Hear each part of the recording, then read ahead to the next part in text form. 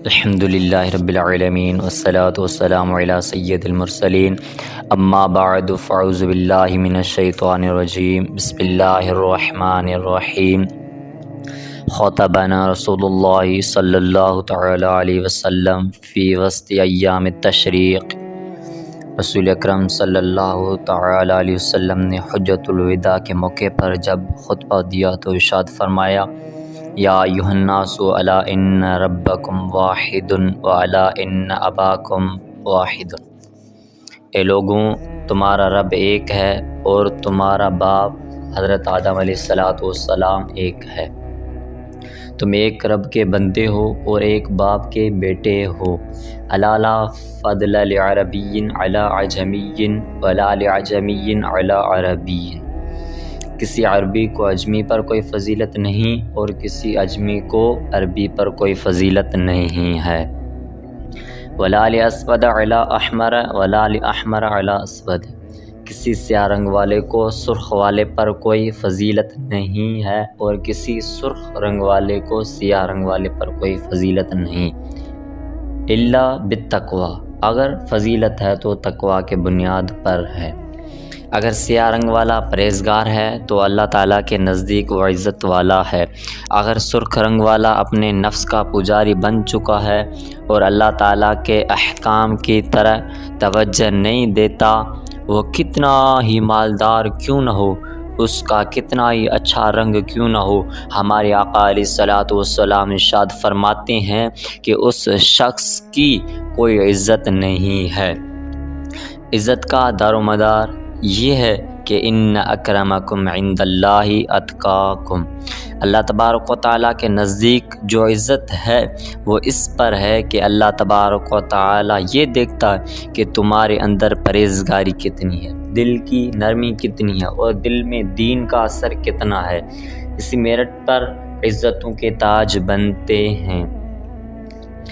آج اپنے آپ کو سمجھانے کی ضرورت ہے، جس وقت ہمارے معیار بدلتے گئے اور عزت کے لحاظ سے اطوار بدلتے گئے تو ذلت و رسوائی ہمارا مقدر بن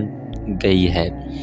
آج انسان جس وقت دیکھتا ہے کہ اس کے بچوں کا یہ تقاضا تھا کہ ہمارے پڑوسی کے پاس یہ خرافات ہیں تو ہمارے بھی ایسے خرافات ہونے چاہیے، فلاں کی اولاد نام نہاد روشن خیالی کے بھیٹ چڑھ گئی ہیں تو ہمیں بھی ویسا ہی افرنگی دکانوں کا کھولنا بننا چاہیے۔ یہ سوسائٹی میں ایک دوڑ لگی ہوئی ہے اور یہ معاشرے میں دوڑ لگی ہوئی ہے اور ہر شخص عزت وہاں سے لینا چاہتا ہے جہاں سوائے ذلت کے کچھ نہیں ہے۔ عزت کسی دکان پر نہیں ملتی اور عزت کسی سٹور پر عزت نہیں ملتی، بلکہ عزت گنبد خضرا کے ہریالوں سے ملتی ہے اور عزت کعبہ کے نور سے ملتی ہے۔ آج جس وقت عزت کے حصول کے لیے لوگ حرم کا راستہ چھوڑ کر کسی صنم غدے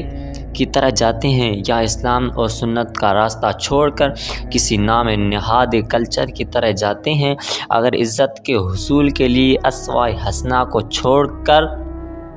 غیروں کے بتائے ہوئے طریقوں کی طرف قوم جاتی ہے تو ہمیں قرآن اور رسول اکرم صلی اللہ تعالی علیہ وسلم کا یہ فرمان سبق دے رہا ہے کہ عزت ان جگہوں سے نہیں ملتی، عزت رسول اکرم صلی اللہ تعالی علیہ وسلم کے طریقے کو اپنانے سے ملتی ہے، اور وہ طریقہ ہے جہاں چشم فلک نہیں دیکھتا۔ فلک نے دیکھا ہے اس زمین کے اوپر وہ لوگ جن کی حیثیت نہ تھی، جو بکتے بکاتے آئے تھے، غلام تھے، مگر انہوں نے اسلام کا جھنڈا تھام لیا تو وہ عزت والے بن گئے۔ دنیا میں بھی ان کے عزت کو محسوس بالکل کیا گیا، ان کے سامنے حکومت سرنگوں ہو گئے اور ان کی عزت اتنی بڑھ گئی کہ دنیا کے بادشاہوں کے تخت اور تاج ان کے قدموں کے نیچے آ گئے، اس واسطے کہ انہوں نے عزت عزت کی بھیک کسی بندے سے نہیں مانگی، اور عزت کی بھیک کسی حکومت سے نہیں مانگی، اور عزت کی بھیک دنیاوی قانون سے نہیں مانگی۔ جس وقت صحابہ کرام رضوان اللہ تعالی علیہم اجمعین عزت کے حصول کے لیے رسول اکرم صلی اللہ تعالی علیہ وسلم کے دروازے پہ آ کے بیٹھ گئے، اور اللہ تعالیٰ نے ان کو اتنا پسند کر لیا، اتنا پسند کر لیا ہے کہ آپ نے ان کو وہ رعب دیا، اور حضور